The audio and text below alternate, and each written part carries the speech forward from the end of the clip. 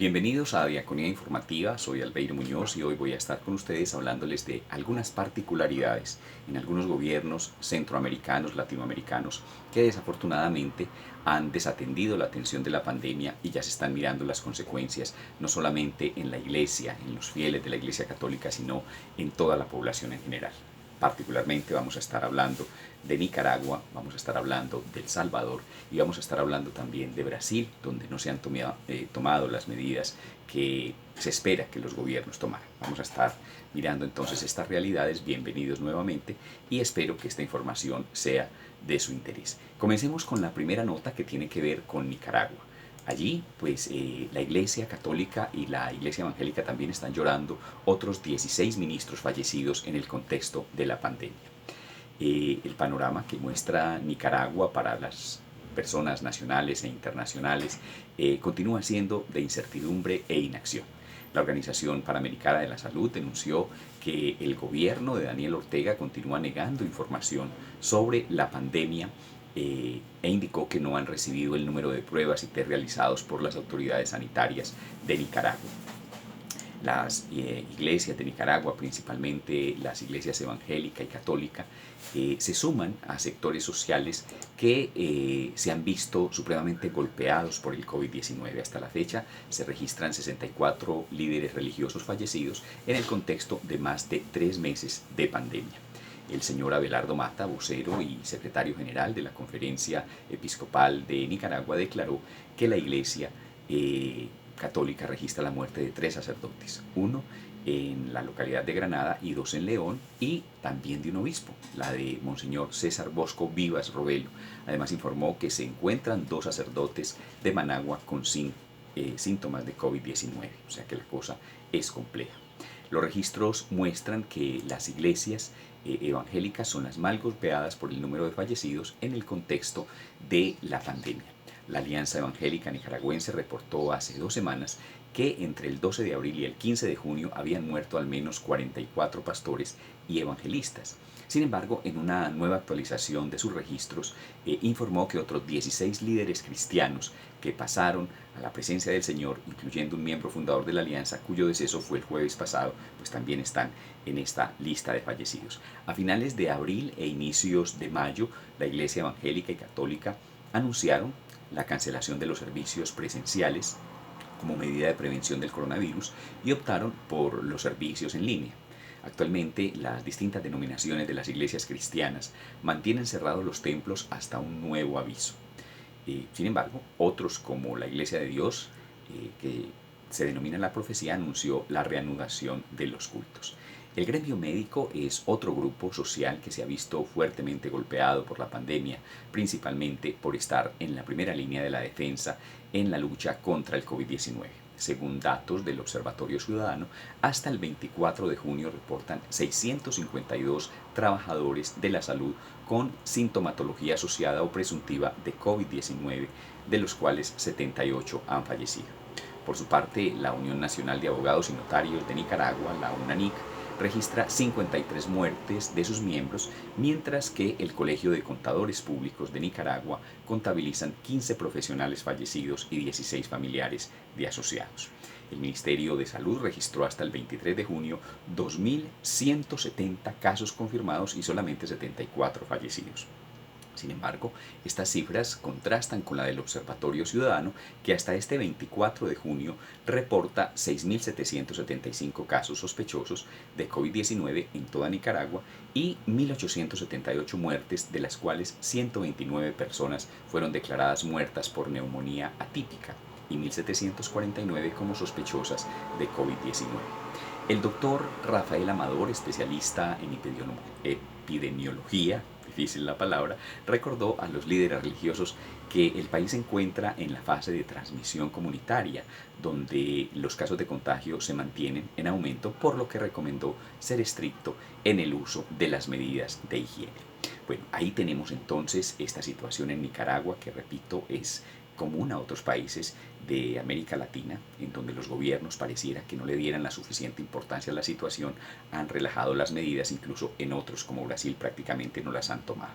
En Nicaragua el problema es que las cifras supuestamente se dan pero son cifras a todas luces, según la Iglesia, según muchos gremios, cifras amañadas, cifras mentirosas que no revelan la verdadera dimensión de lo que está sucediendo en ese país. Muy seguramente en Venezuela ocurra lo mismo, en otros países, sobre todo de alguna tendencia de gobiernos de izquierda, esta parece ser como la característica común. No estamos diciendo que todos lo hagan, pero parece ser que el asunto tiene mucho que ver con la ideología política también que se lleva en estos países.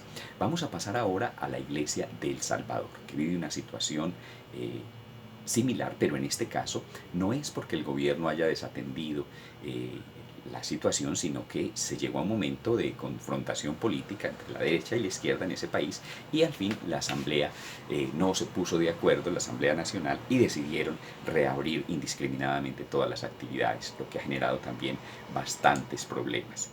Precisamente la Iglesia de El Salvador pide que haya una ley de emergencia para evitar la mortandad por la expansión del COVID-19. Vamos a mirar este informe de Infobae que nos dice que la Iglesia Católica de El Salvador pidió el domingo pasado al presidente Nayib Bukele y al Congreso dialogar para aprobar una ley de emergencia que pueda salvar al país de una mortandad masiva ante la expansión del COVID-19. El arzobispo de San Salvador, José Luis Escobar, dijo en las últimas horas estas palabras: lleguen a un acuerdo de aprobar la ley de emergencia nacional que más convenga a todos, la ley que necesita el país urgentemente para hacer frente a la pandemia, la ley que venga a salvar a la nación de una muy probable mortandad. Tras celebrar la misa dominical en una capilla del arzobispado, Monseñor Escobar dijo que cada día el número de contagiados es mayor y también el número de personas que mueren en momentos en que los hospitales están saturados. No permitan, siguió diciendo, una hecatombe nacional con la pérdida de muchas vidas humanas. Debe prevalecer el buen juicio, debe primar la vida ante cualquier otro interés, porque el comercio y la economía no son tan importantes como la salud y la vida de las personas, subrayó Monseñor. El Salvador, de escasos 20.742 kilómetros cuadrados, estamos hablando del área, no de los habitantes, y 6.6 millones de habitantes, registraba hasta el sábado 5.934 casos de COVID-19 con 152 fallecidos. El país estuvo en confinamiento obligatorio entre el 21 de marzo y el 13 de junio, fecha en que concluyó por falta de un acuerdo entre el gobierno de Nayib Bukele y la Asamblea Legislativa, lo que les comentaba al comienzo. El Ejecutivo inició el 16 de junio la reapertura progresiva de la actividad económica. El 30 de mayo, la Asamblea Legislativa aprobó una ley de emergencia que buscaba poner fin al encarcelamiento de personas detenidas por violar la cuarentena. Muchas de ellas fueron enviadas a albergues donde se contagiaron de COVID-19. La norma fue vetada el jueves por el presidente Bukele porque supuestamente desconocía la potestad del Poder Ejecutivo para planificar, dirigir y supervisar la política de salud. El mismo día la Asamblea Legislativa superó el veto de Bukele, por lo que la controversia ahora será dirimida por la Sala de lo Constitucional de la Corte Suprema de Justicia. Es como una especie de patria boba, podríamos decir nosotros, recordando nuestra propia historia, en donde en medio de una situación grave, en medio de una crisis, en medio de una pandemia, lo que hacen los gobiernos y los políticos es ponerse a pelear, es ponerse a mirar a ver quién tiene la razón desde el punto de vista de la confrontación extrema. El uno dice una cosa, el otro dice otra, pero en la mitad está el pueblo sufriendo todas las consecuencias de la falta de organización y de políticas claras para el manejo de la pandemia. Esa es pues la situación en El Salvador. El presidente Bukele, la Iglesia, muchos gremios inconvenientes y enfrentándose pues a esta situación. Ahí vemos en la imagen al presidente Bukele, que pues para muchos es una especie como de dictador en El Salvador, un hombre que llegó al poder con una ideología de derecha que poco a poco se ha ido como llevando al extremo. En días pasados veíamos unas imágenes de las cárceles salvadoreñas donde a los presos pues prácticamente los tratan como si fueran, qué sé yo, presos de campos de concentración con dudosas posibilidades de defensa de los derechos humanos. Es la situación pues en El Salvador. Vamos a mirar cómo continúa el asunto allí. Y vamos a pasar ahora a Brasil. Allí también las cosas con el presidente Bolsonaro son difíciles. El presidente ha sido como muy negacionista desde el comienzo a esta situación de la pandemia, ha querido como ignorarla o tratarla como si fuera algo que podría pasar a un segundo plano, pero realmente el tema allí también ha sido denunciado por la Iglesia Católica, que le dice al presidente Jair Bolsonaro: no queremos un país a la deriva.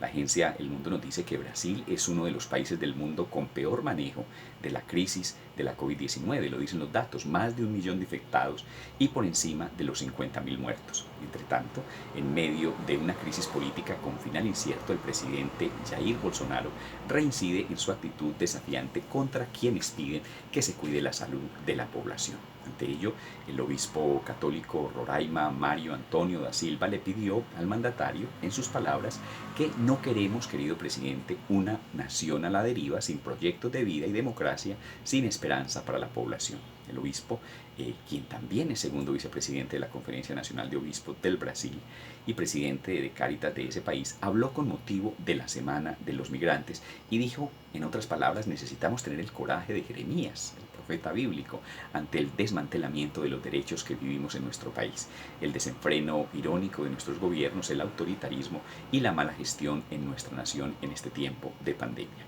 Las declaraciones del obispo da Silva agregan un nuevo episodio de divergencias entre el episcopado católico y el gobierno del presidente Bolsonaro. Días atrás, las máximas autoridades de la conferencia episcopal desmintieron informaciones publicadas por un diario paulista que daban por descontado un acuerdo entre el gobierno y los medios de comunicación de la iglesia para respaldar a Bolsonaro a cambio de dinero. Ahora, y frente a la situación de Brasil ante la crisis sanitaria por la COVID-19, el obispo da Silva también se pregunta: ¿qué diría Jesús, dice el obispo, sobre nosotros en religión, en política y otros sectores de liderazgo en vista de las necesidades de la población, especialmente de los más pobres, frente a esta pandemia, en la situación de familias desconsoladas, personas enfermas, personas necesitadas de pan, de comida, de vivienda?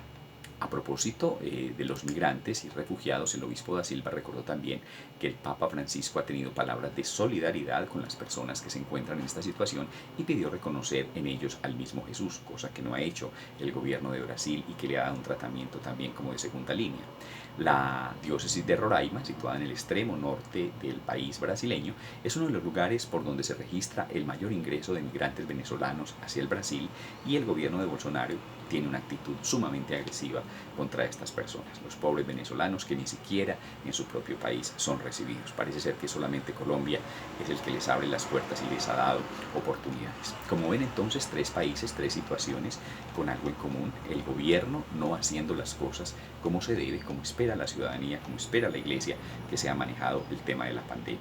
Nicaragua, Brasil, El Salvador, y muy seguramente también no hemos hablado en este caso de Venezuela, lo hicimos en días pasados, pero allí también hay serias dificultades para poder tener una información concreta, real, oportuna y que le sirva a toda la humanidad con respecto a lo que allí está sucediendo. Recordemos que la pandemia no es un problema nacional, es un problema mundial. Los países tienen fronteras, las fronteras son traspasadas por la población y el problema, que no se trabaja bien en un país, se traslada al otro. Allí tenemos pues entonces esta situación. Ojalá que estos gobiernos, que estos presidentes entren en razón y puedan aportarle a sus propios países y al mundo entero las políticas correctas de manejo de la pandemia. Bueno, espero que les haya sido de su interés esta información. Les recuerdo suscribirse al canal, darle una manito arriba si la información les ha parecido interesante y, sobre todo, activar las notificaciones para que día a día, en cualquier momento del día, puedan recibir esta información que preparo para ustedes de manera muy especial. Soy Albeiro Muñoz, diácono. Les deseo un resto de día muy feliz, que el Señor los bendiga y que la Virgen los acompañe. Hasta pronto.